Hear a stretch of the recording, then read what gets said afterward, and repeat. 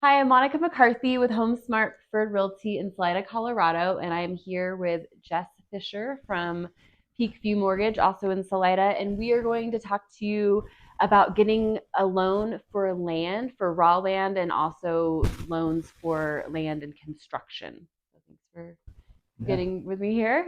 absolutely. Thank you for having me. Yeah, absolutely. So let's get right into it. So somebody who is looking to move to a new place or have a second home in a new place, they'll often look at the properties currently available and think there's no houses that I like than hmm the way I want here.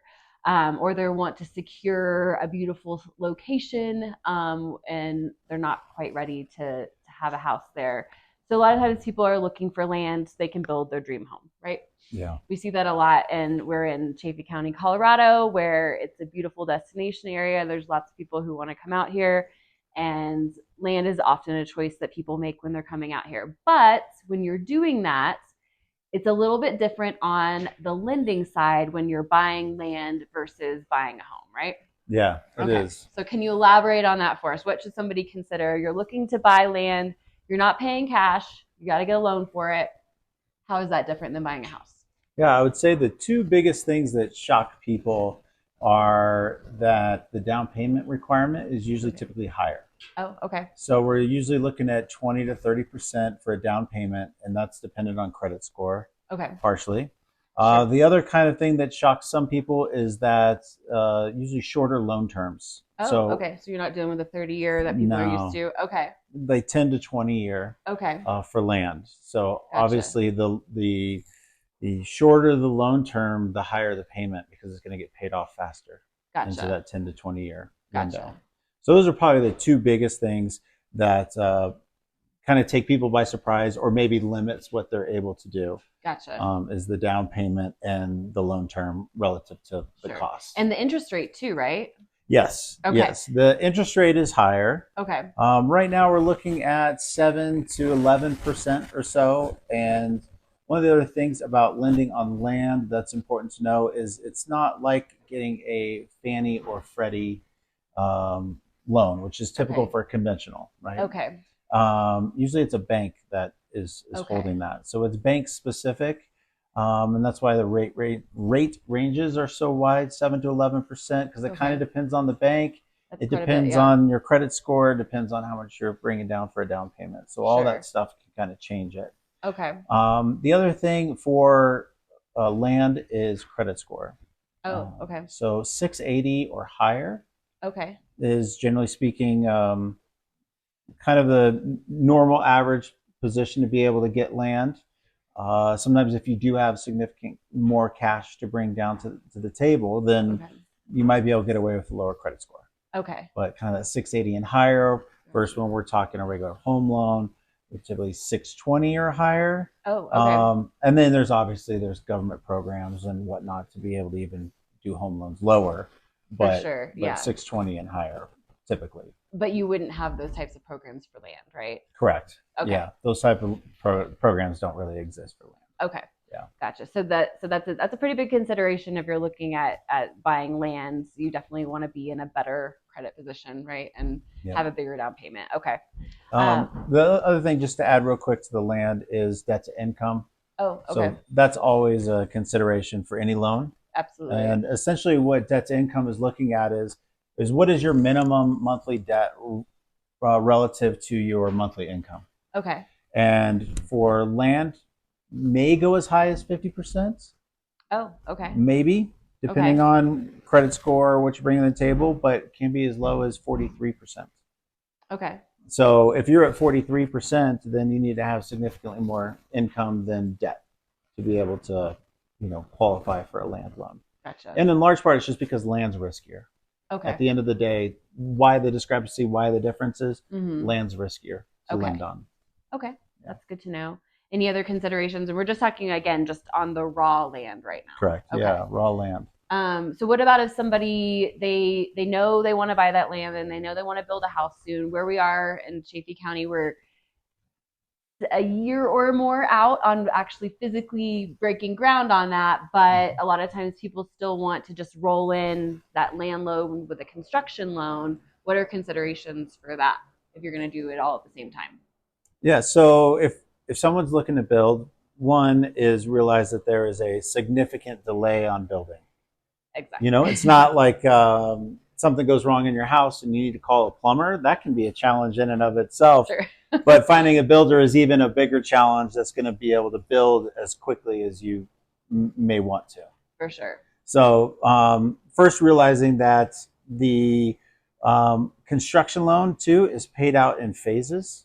Oh, okay. So as phases of the build, so let's say you did find a builder, you've got your plans, they're ready to start building, you've got your loan, that loan gets paid out in phases as the builder finishes. So somebody will come out and say, okay, yes, the foundation's put in, whatever other parameters, and we're going to pay them X amount of the money. And so then that is how much you're lending on. So you may be at 50,000 for the first phase, 100,000 for the second phase, 125,000 for the third phase. So it's all phased out with construction. Okay. The big thing to know about construction is you need to have about an 80% loan to value. Okay. That's kind of an important number for construction. Okay.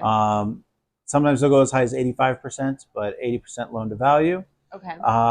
If you own your property outright, so you bought that land, let's say you own the land outright, that oftentimes will count as your, or will get you to that 20% to make it an 80% loan to value. So owning your property outright. So it's slightly advantageous to have the land owned first and then build on it later, rather than lumping them together. Yeah, because that loan to value is, if you don't own the land, and so you owe on the land, then that goes against your loan to value. Gotcha. So having that equity already built into the land itself sets you up for success for possibly a larger construction loan, or at least to make that 80% loan to value. Okay. Yeah. That makes sense. But if you just don't have the finances to buy that piece of raw land outright, or don't own it yet, then they would just have to have more money down. Yeah, and it'd be relative to whatever the projected cost is of the loan needed to finish the construction to be able to have that 80% loan to value. Yeah. That makes sense. Okay. And then what about closing timing? How does that look? So, you can't start building on land unless you have purchased it and at least transfer the ownership, right? So how does somebody buy land and lump a construction loan and start building on it? How does that work closing wise? Yeah, so there's a couple different ways to do it, but really with the construction loan, I guess we should finish that out first, is when you get done with the construction loan, now you have a house that appraises for X amount of dollars, and you need permanent financing on that. Gotcha. And so typically most people, generally speaking, buy the land. They may have it for a while. Maybe they, moving from out of state and they just know they want to be there. So they buy it and hold on to it for a couple of years because land prices are good. They think that they're going to go up. Absolutely. Then they get it right now. It is true. Yeah. They get a construction loan, pay the construction loan out in phases. The lender does. Okay. And so you start making payments on it. Okay. Then once the construction loan or the construction is completed, then you get permanent financing on the house. I see. And that's a separate transaction. Gotcha. Now you can lump it all into one. The thing to consider with that is it takes a lot more planning up front. Lots of times you can't, not always, but lots of times you can't do a one-time close if you don't already have maybe blueprints and the builder already identified. Sure. So to go from, it's a lot to go from figuring out the right piece of land all the way through the whole idea of permanent financing in one. It's a lot of moving parts. A lot of moving parts in one closing opportunity. Not always the best option then. It's a lot. And quite honestly, it's stressful. I mean, there is a reason why they say couples get divorced over building a home. Sure, there's so many choices. There's so much going on. It is a stressful thing. So, depending on if people want to undertake that or not, absolutely, that's up to them. But to do a one-time close, just more preparation up front. And realize fees, because you're actually closing on what would be multiple transactions. You're just closing on them all at once. That the fees up front sometimes can be prohibitive for people. Okay. Yeah. So then the alternative would be to do a closing with the land and construction loan, and then you have the construction loan phases as you go through the final when it's built, and then you just have kind of a more regular. It turns into a regular house loan that you would have gotten had you purchased it from the beginning. Okay. Yep. It just becomes a regular home loan, like like if you were to buy a house already built. Gotcha. Okay. Yeah. So that makes sense. A lot of moving parts, but yeah, there's a lot to consider, especially so where we are, and in many places too, there's just builders who are backed up, and you can talk to them. They might be able to answer some questions to help you decide if the piece of land you're buying will allow for the house that you want.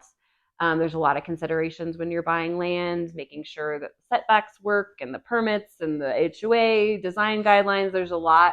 So definitely talk to a realtor who can understand and help you walk through that. There's a lot of due diligence to consider, but also to have it all perfectly ready to close at once, as we were saying, would be perhaps difficult, but you can still do it in more appropriate phases for the timing. Yeah, I would say the people that I see that do the one-time close already know the land. They've selected blueprints from a builder that a lot of builders just have their kind of standard blueprints. They've already selected all that stuff. They know exactly who the builder is, and they just kind of come in ready to go. Yeah, and they've got it all. But but if you're kind of doing it on the fly, especially with a custom mountain home, which is very common out here, we don't have a lot of builders that do giant areas like you would see in cities, where they have 2 or 3 options and that's it. We have very custom homes here, so a little bit harder to do. It's a challenge here, but that makes sense. Okay. Anything else to add about somebody consider buying land with a loan? I would just say rates right now, just to be specific about it, is when you're looking at regular conventional home loan, 20% down, we're in the 6s right now. When you look at a construction loan, you basically add 1% on to whatever kind of the going rate is, or what we call prime. And then when you're looking at land, depending on how much you're bringing to the table and credit score and all that kind of stuff, you're looking at like 7 to up to 11%.